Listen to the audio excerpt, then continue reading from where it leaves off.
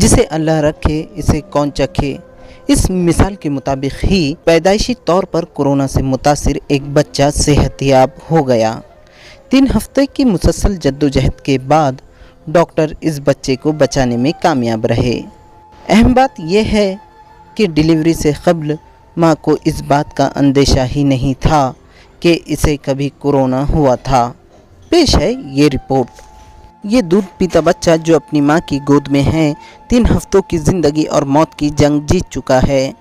नासिक ज़िले के एक प्राइवेट अस्पताल में आँख खुलने वाला ये बच्चा पैदाइशी तौर पर कोरोना से मुतासिर था। औरंगाबाद के गणेश पंडित की बीवी सरला गणेश पंडित उम्मीद से थी। अप्रैल के महीने में जिंदगी के लिए वो अपने मायके नासिक गई थी, जहां अशोका मेडिकेयर नामी अस्पताल में इसकी डिलीवरी हुई। लेकिन डॉक्टरों का कहना है कि बच्चे की पैदाइश के कुछ ही देर बाद ही इसे सांस लेने में दुश्वारी हो रही थी और इसका ब्लड प्रेशर भी कम हो रहा था।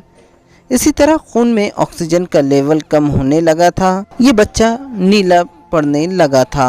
इसीलिए डॉक्टरों ने फौरी कुछ ज़रूरी तिब्बी मुआयने किए तो ये इंकशाफ हुआ कि बच्चा पैदाइशी तौर पर कोरोना मुतासिर है। हम लोग ने माँ की और बच्चे की खून की जांच पड़ताल की और एक्सरे और इकोकार्डियोग्राफी किया तो हमने ये पाया कि लास्ट 3 महीने में प्रसूति के पहले माँ को कोविड का इन्फेक्शन हुआ था, जो कि माँ को पता नहीं चला।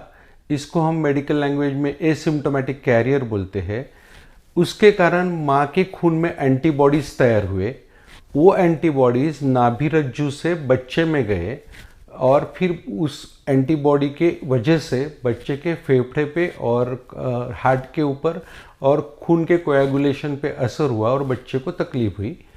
फिर वो बच्चा 18 दिन हमारे हॉस्पिटल में एडमिट था और फिर अच्छी तरह से डिस्चार्ज होके चला गया। झाल्यानंतर बाळाला माझ्याजवळ तर दिलंच नाही, त्यांनी सांगितलं बाळाला इन्फेक्शन झालेलं आहे, तर त्याला डायरेक्ट NICU मध्ये ठेवलं आणि 3-4 दिवसानंतर मला कळालं का बाळाला कोरोना झालेला आहे। पण ते ऐकल्यानंतरच म्हणजे एकदम भीती वाटायला लागली का एवढ्या लहान मुलाला कोरोना झालाय तर त्याची परिस्थिती, त्याची तब्येत कशी असेल। तर मला 17 दिवस तर बाळ म्हणजे फक्त लांबूनच दिसत होतं मला। त्याच्यानंतर 17 दिवसानंतर त्यांनी जेव्हा माझ्याजवळ बाळ दिलं तर बाळाची तब्येत वगैरे सगळं व्यवस्थित होतं। हालांकि डिलीवरी के लिए अस्पताल में शरीक करने से कबल हामिला खातून का एंटीजन टेस्ट किया गया था, लेकिन वो नेगेटिव आया था। ताहम जिंदगी के बाद एंटीबॉडी टेस्ट में कोरोना का इंकशाफ हुआ। अब माँ और बच्चा पूरी तरह से सेहतमंद है।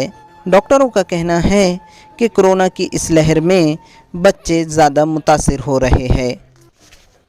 हो, डिलिव्हरीच्या आधी मला ॲडमिट करण्यात आलं 9 तारखेला। तेव्हा माझी अँटीजन टेस्ट केली तर ती निगेटिव्ह होती, त्याच्यामुळे मला ॲडमिट करून घेतलं आणि 10 तारखेला डिलिव्हरी केली माझी।